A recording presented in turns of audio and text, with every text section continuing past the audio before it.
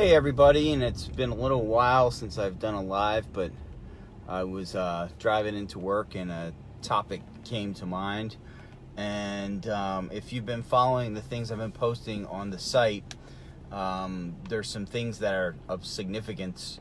One of the most recent things that I published was about A1C and how A1C is not the test that physicians tend to think it is, and it's not the be-all and end-all of determining if a person is diabetic or insulin resistant. And so the study that is quoted in there just came out March 23rd in the Journal of Endocrinology, I think. Basically says that 70% of people are told that they are not diabetic based on an A1C number, and in fact they may very well be. And the reason that happens is A1C is basically an aggregate of 90 or so days of how much glucose is attached onto your blood cell. And you could have pretty significant insulin resistance, normal blood glucose, and normal A1C. And in fact, that is the case. So when I test people, I test their fasting insulin because I know high blood sugar and high A1C is a result of these things and not the cause. So just as obesity is a result of insulin resistance. It's not the cause. It makes it worse, but it is a result. And so people are looking at cause and effect improperly. They're looking at things wrong. And so now we know that. And now we also know that insulin, if you check insulin on people, it's super predictive of who's going to go on to develop diabetes. And it's something that we test. But it is what you're looking for is your body's response to the stimulus you're providing. So if you're providing stimulus in the way of too much whatever, too many starches, too frequent meals, too many calories, not enough activity, these are all instructions. These all come in as instructions to your body. It could be that you're sleep deprived, that you're blue light toxic. All of these things are instructions to tell your body how to act. And so obesity is a consequence. It is protection in a way, because you will gain body fat when there's too much glucose around. The cell is being protected from too much glucose, so we're stuffing it in other places. So the best receptacle for that to go to is body fat. So what is happening is a natural metabolic consequence of your lifestyle habits and behaviors. And so people say, well, I'm going to lose weight and that's going to help everything. And it might.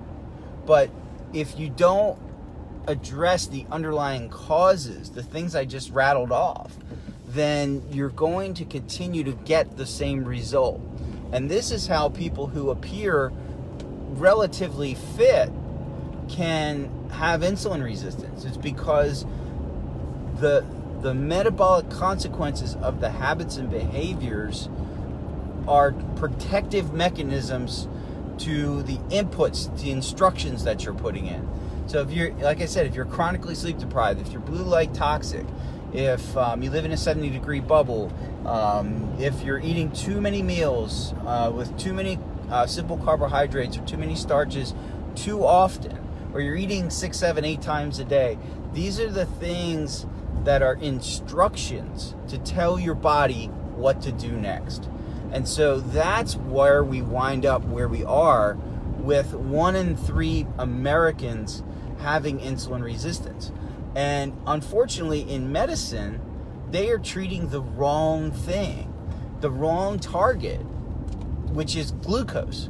They're treating blood glucose. They're saying, okay, no matter how much insulin it takes to get our glucose down, that's what we're going to have to do, especially in these type 1 diabetics. Type 1 diabetics develop insulin resistance the same way type 2 diabetics develop insulin resistance, and for exactly the same reasons, which is basically that it's a protective mechanism. The cell can only take so much glucose. So once the cell is saturated with glucose, it has to go somewhere else. Yeah, it stays in the blood for a while. That's why you get your elevated glucose.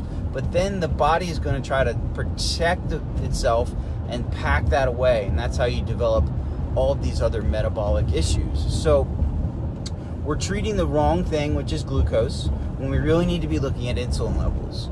And we know that the empirical evidence says that if we look at people before they're ever diagnosed and they have a higher fasting insulin level, that the metabolic process is already underway to begin to create a new diabetic.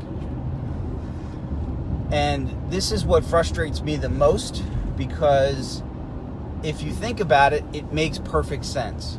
If you don't think about it and you stay inside of the dogma of which you were educated, and you just think about glucose, you're going to miss it.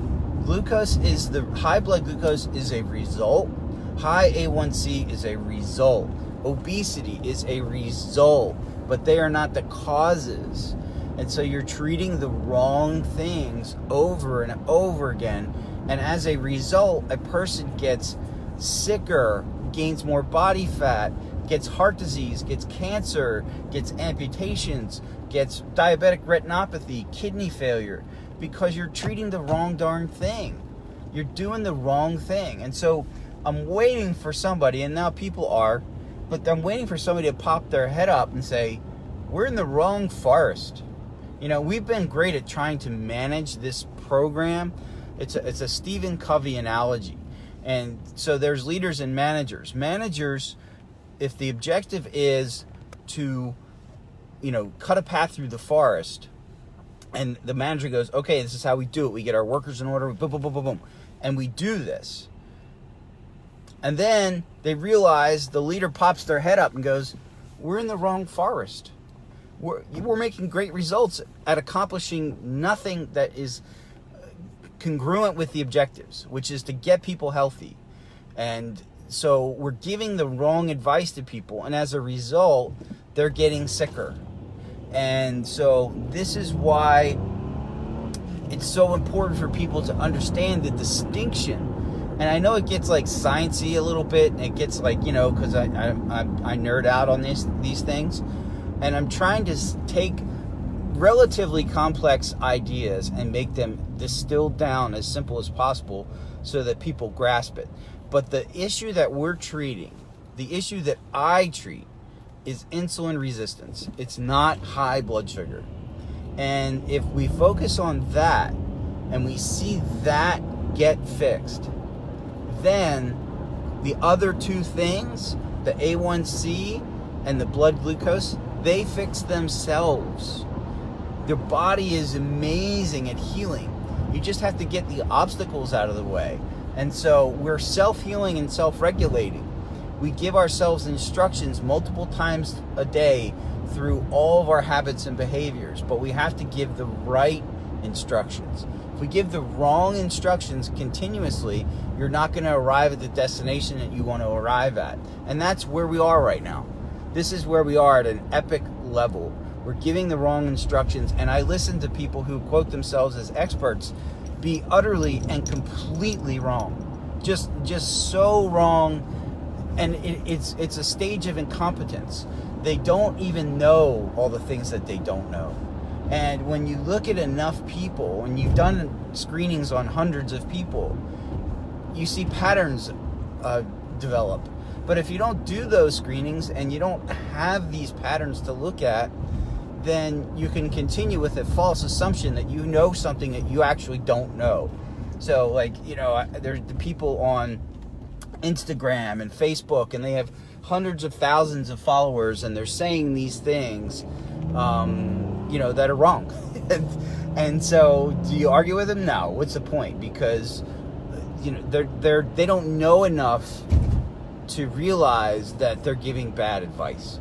And so, but you know, the way it is, it's almost like a confederacy of idiocy. You know, it's just all of these people aligned behind these figureheads that put themselves up as experts, but they really don't know anything. And so you have to be very careful and very judicious about who you pick as an expert. So that's why the things that I'm putting on these pages about research and about, you know, what I am seeing every single day and doing these evaluations, and the hundreds of conversations that I get to have with people in all different states of dysfunction. And so I know that the prevailing method of treatment not only doesn't work, but it makes things worse. So that's it for today. Think about that. Think about that it's insulin resistance. You may have it. In fact, a lot of people do. Even people who exercise, even people who appear fit, may actually be insulin resistant. And so, you know, it's kind of a shocker, but if you get that now, then you can prevent such a catastrophic downward spiral of events that could occur in your life with, you know, all the different complications of diabetes, you know, Alzheimer's, cancer, heart disease, amputations, kidney loss, diabetic retinopathy, all these things, the litany of things that come with metabolic syndrome. You can prevent it. You can totally step aside from it. And you don't have to be on, you know, a bunch of medication to accomplish this. You just have to put the right instructions in. And the body's going to serve you. The body has, you know, methods to heal, but you got to stop hurting yourself. So that's a message. Questions, comments, feel free to ask. Like, share, get people into this group. You know, the information that is in this group can change a person's life dramatically. It could save a person's life. It really could. So, you know, and it costs nothing. And, you know, if people want to hire me, they can, but they don't have to. And I'm still going to continue to deliver the content that I'm delivering.